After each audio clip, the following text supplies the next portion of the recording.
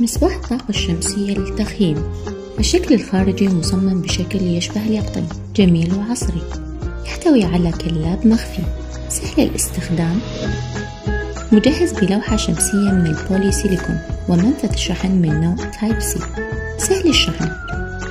البطارية من الليثيوم بسعة 4800 ملي أمبير في الساعة. عمر البطارية طويل الأمد، مقاوم للماء ومقاوم أيضا للرياح والأمطار. الظهر يحتوي على كتلة من المغناطيس، سهل أثناء الاستخدام. اختر بنفسك السرعة المطلوبة، فهو بالتالي يلبي جميع الاحتياجات المختلفة.